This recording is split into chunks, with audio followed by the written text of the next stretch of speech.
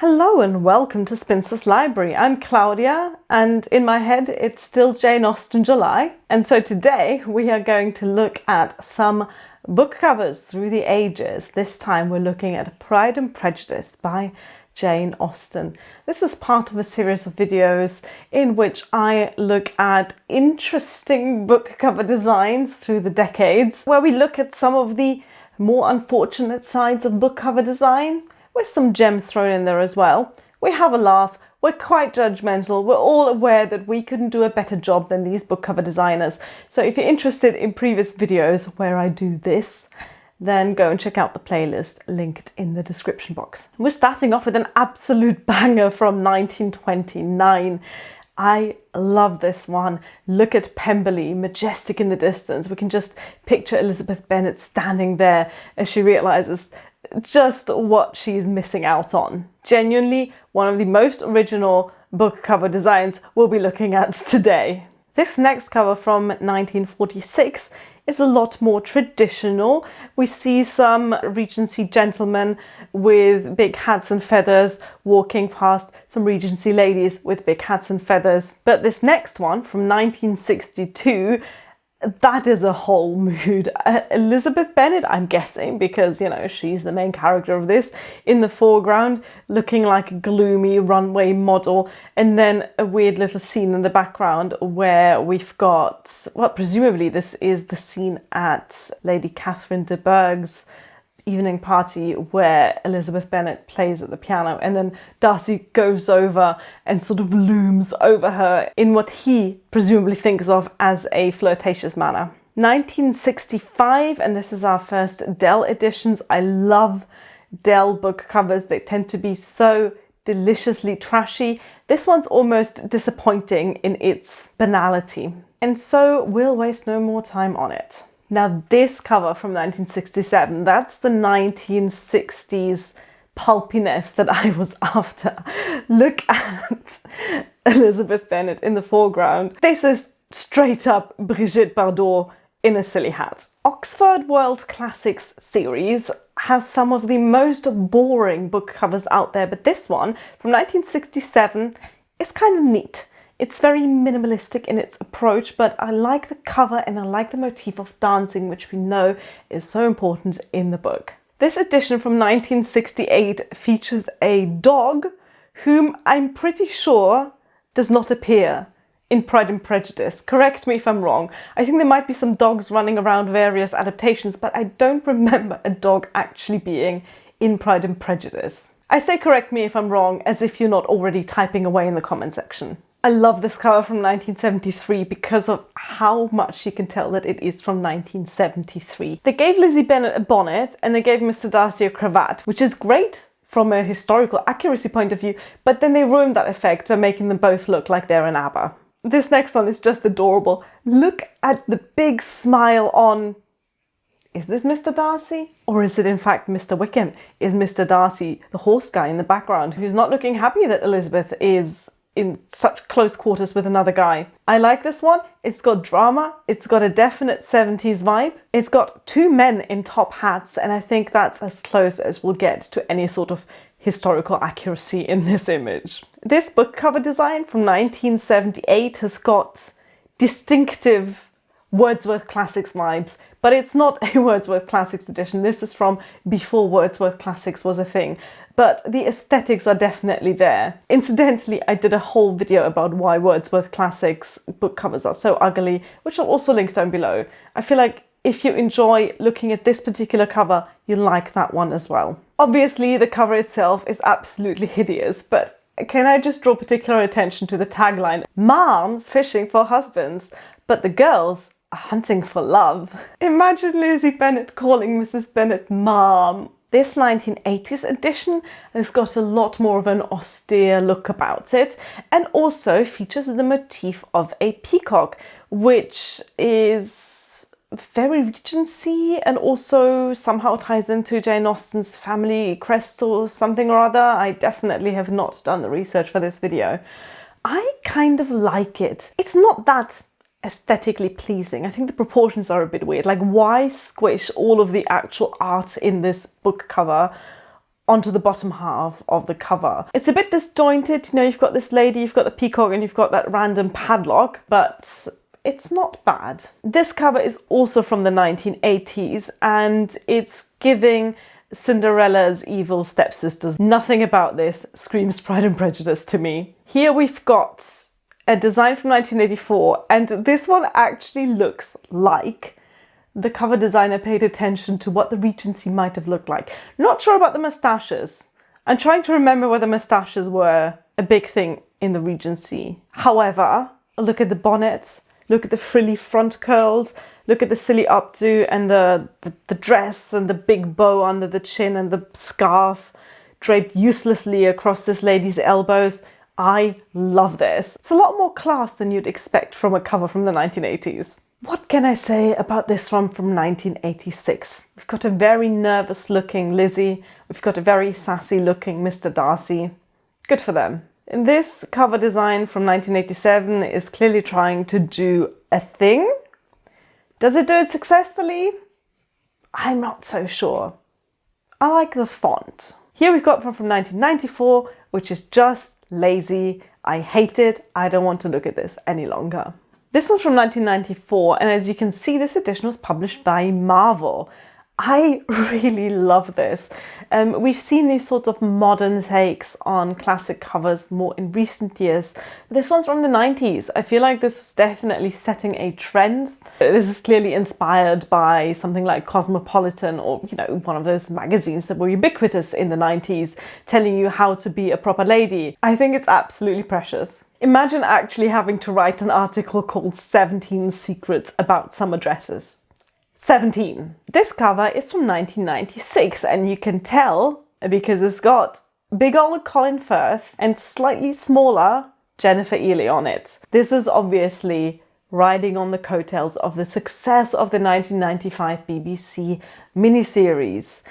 As such, it is a lazy book cover and needs to go in the naughty corner. Though I really shouldn't complain about yet another opportunity to stare longingly at Colin Firth and Jennifer Ely. Yay! We've got our first Wordsworth classic. I don't actually know if this is our only Wordsworth classic in this roundup, so let's just enjoy it for what it is. An absolutely ridiculous motif. There's a lady who, again, we have to presume is Lizzie Bennet, straight up asleep on a park bench, while a guy, who we have to assume is Mr. Darcy, is sort of yelling in her ear. I adore Wordsworth and their consistent dedication to putting absolute trash on their book covers. It's a double Wordsworth! Hallelujah! This one is from 1999, and it is just an empty bonnet floating in the air. I guess this is trying to make up for all the previous book covers where the ladies were not wearing bonnets outside like they should. Here we have another one for the naughty corner. This edition from 2000 is dull, uninspired, boring. Let's move on to the next one. This edition's from 2003, and it is delightfully grumpy. If this doesn't invite you to read the book, I don't know what will. This edition from 2004 is not that interesting, except for the peacock motif. Good for them for trying to put something else on the cover of Pride and Prejudice that's not a lady in a pretty dress. I guess in this case we have a gentleman in a pretty dress. This one's from 2005, and I'm desperate to know where that image came from. If you recognize this, if you can tell whether this is from an adaptation or something, please do let me know. It is the most absurd picture to put on a Pride and Prejudice book cover. Who is she? She's definitely not Elizabeth Bennet. Remember a few minutes ago when I was praising a book cover for putting something other than a lady in a pretty dress on the book? I take it back. Let's just go back to ladies in dresses, bonnets or not, don't even care at this point. What the ever-loving fuck is this? It's from 2006, and you can tell. Okay, I don't hate this cover from 2007. I don't love it, but it is a different approach in that we get this really close-up look at presumably Lizzie's face. It's a bit bland because it is just a woman looking at me like I've just told her that Santa Claus isn't real. But there is something striking about this really, really close-up picture and the way that it's trying to be timeless, right? You can't assign this to an era. So it's bland, but it's a well done kind of bland. Triple Wordsworth! Past me is really blessing us all here with this gorgeous cover from Wordsworth Classics. Apart from the fact that this lady has clearly never been to the year 1811, the facial expression, and you cannot deny this, is spot on Lizzie Bennet. This is how she looks at Mr. Darcy for the first 87% of the book. Here we have an edition from 2008 that looks quite dated, doesn't it? It looks very early 2000s, which I find interesting because I remember being in bookshops in the year of our Lord 2008 and looking at books just like this one, looking at these quirky, cartoony, new covers of classics and thinking, that looks so modern. I can't believe I can buy a classic that looks like this. And now we look at this and go, yeah, that was a time. And aren't we all glad it's over? There's not that much to say about this 2008 cover. It's kind of nondescript. It's very trendy, as in trendy for 2008.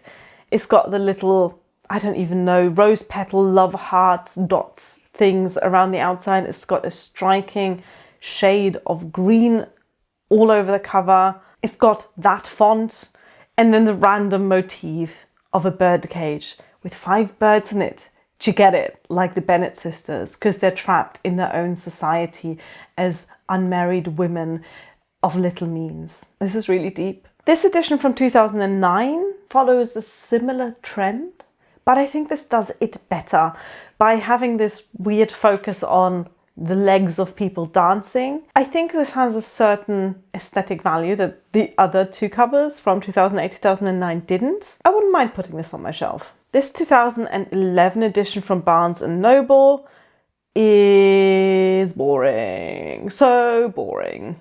Next. And this 2012 edition from Penguin is not that different, and yet there is something about this that the previous one didn't have. May I present to you my absolute favourite in this lineup.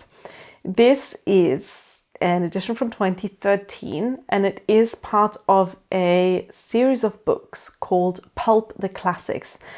I'm going to link the publisher in the description box. This is not sponsored, obviously, not affiliated. They don't know I exist, but I stumbled across them in my research for trashy book covers, and I love them because they reprint classics with covers that are inspired by pulp novels of the mid-20th century.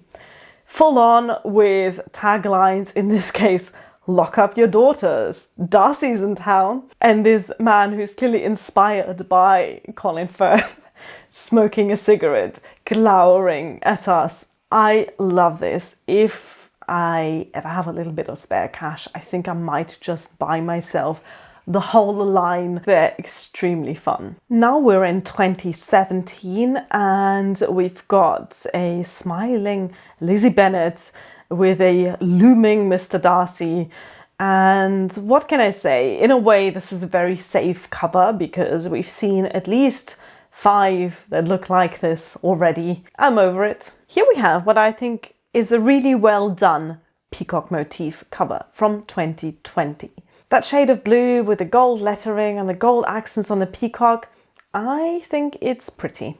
And the last of our English language covers before we dive into the international ones, this is from 2014, and it's almost a return to the sort of style that we saw in the very first cover, very geometric, abstract. We've got the peacocks, we've got Pemberley, we've got some random pot plants. I'm not sure what I think of this, but it is different from what we've seen before, so I guess well done for that. Now we get to what's unashamedly my favourite part of these videos, and that's where we look at some international book covers.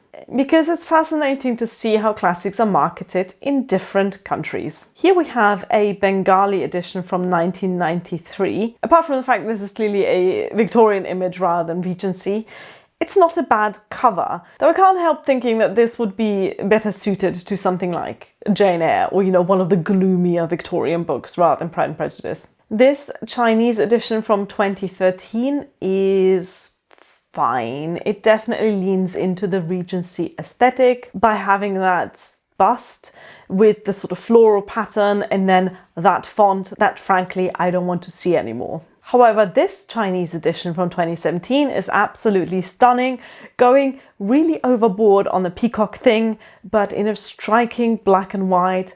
I like this. Here we have a Croatian edition from 2017, where I can't decide whether I think this is really amazing or really very creepy, because what we have is a disembodied suit. I can't stop staring into the neck hole. This Czech edition from 2009 is lazy, lazy, lazy, and has just put a screenshot from the 2005 adaptation on there. Off you go in the naughty corner. This Czech edition from 2011 is absolutely wild because they've clearly just taken this from a bridal fashion magazine. Here we have an Estonian edition from 2002 where someone had a lot of fun in Microsoft Paint. Okay, I actually love this Finnish edition from 1985. Apart from the fact that Lizzie Bennet is clearly played by Princess Diana here, I like the motif of them looking away from each other.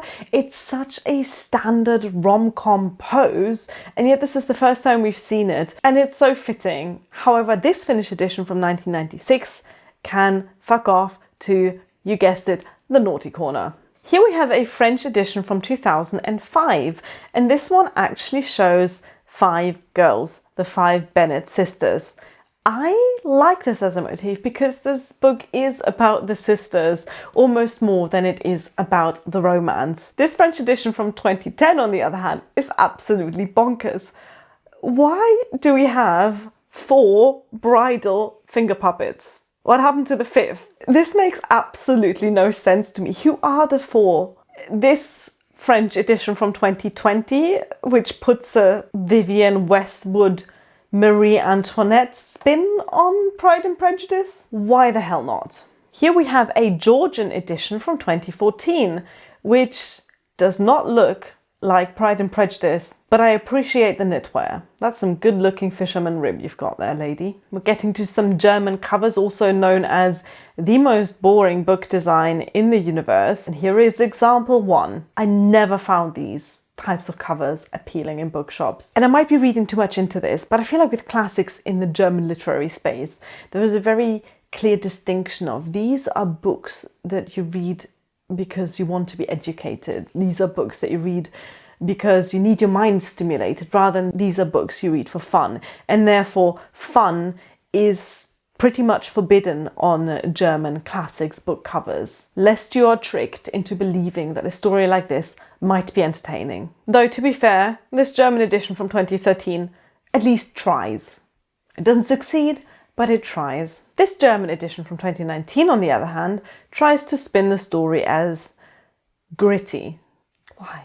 Here we have a Greek edition from 1997 that I can only describe as hat goals. This one's an Italian edition from 1957, and it's pure mid-century glamour. Look at the lipstick, look at the eyebrows. Lizzie Bennet, the movie star. Italian covers consistently put glamour above any kind of authenticity, and we've got the same here with this 1968 cover, which might as well be on like Italian Vogue from 1968. I love it. Okay, this Italian cover from 2006 is incredible. I love it. I don't know what the image is from. It's clearly not from the Regency. It doesn't look at all Regency, but she's kind of hot, and that's good enough for me. This Italian cover from 2011 using a motif of the worst wedding cake toppers you've ever seen. This is so bad. How can we go from such heights to such depths? And back to heights, we've got another peacock motif. We haven't seen one in a while. This is also Italian from 2023. I like it. It's got a weird sort of uncanny valley AI vibe about this, but I think I'm being unfair here. It's definitely striking visually. Here we've got a Korean cover from 2010 that once again embodies what I'm starting to think might be my favorite pose, which is that of the 2 main characters looking away from each other. Such drama. This Norwegian cover from 2016, on the other hand, doesn't try at all. It's a parasol, we get it, they're kind of Regency-ish. Cover in millennial pink, signaling exactly who this is marketed at. This Polish cover from 2022 is weird, because apart from the random cherubs in the top left corner, why are these two fine people looking at their watches, or holding their watches but looking away from them? This is so weird, it's good. Actually, every single element on this is awful, but altogether it kind of works. Here we have a Portuguese cover from 2017. It's not particularly interesting, except that you can tell that the characters, the design is heavily inspired by the 2005 movie adaptation. I can respect that. They didn't just take a screenshot on there, they actually took those characters and used that as an inspiration for this design. This Portuguese cover from 2018, on the other hand, sits firmly in the batshit corner of this roundup. They have roses for faces. They have, instead of faces, they have roses. This Russian edition from 2008 shows us Elizabeth Bennet as an assassin. This is how she looks at Mr. Darcy after he tells her that unfortunately he's fallen in love with her when actually he's way too good for her, shortly before she stabs him in the face. This Russian cover from 2016 is so bad they had to put the words "must read" on it, because otherwise no one in their right mind would ever pick this up. Look at it, it's hideous. This 1968 Slovak edition, it's so bad it's good. Why is it a crossword style? What is it with the weird pencil in? Oh, I hate it, but I love it. I'm so conflicted over this. I can't even explain it. Here we have another one for the naughty corner, and isn't it getting crowded in there? Anyway, Spanish edition from 1998, you can join all the others. Spanish edition from 2011, you can stay. Another peacock motif. At this point, I'm getting a little bit fed up of peacocks, but could be worse. Ugh. This is definitely worse. This is also a Spanish edition from 2013. What were they thinking? I love how it says novela romantica at the top, which I presume means romance novel, because you have to tell me, otherwise I think this is a ghost story. Oh hello, we've got the pose again, of them looking away from each other, but not quite. They're kind of facing away from each other, but they're giving each other the side eye. Okay, I'm weirdly into this. This is also a Spanish edition from 2016 in this case. And I think you can tell from 2016, I feel like this style is already starting to look a bit dated. I love how posed this cover from 1995 is. We've got these three ladies sort of posing, and then this random guy photobombing them. What in the Black Widow hotness is this? Swedish cover from 2014? I'm confused. Mostly by the birds. The goth streak has not ended. This is a Turkish edition from 2019. It's mysterious in a sort of sexy seance kind of a way. It's got nothing at all to do with Pride and Prejudice, but let's just enjoy the aesthetics. And we finish the roundup with a Vietnamese edition from 2019, which I actually think is kind of, I can't even think of a word. It's interesting, it's original. It's not pretty as such. As a motif, this sort of kind of works. Again, traditional, classic rom-com kind of a motif. But the way that it's rendered in this sort of black and beige, yeah, it kind of works. Nicely done. There you've had it, another look at some fascinating book covers over the decades. Pride and Prejudice edition. Why am I uploading this video in September and not, as I promised, in Jane Austen July? Thank you for watching. Bye!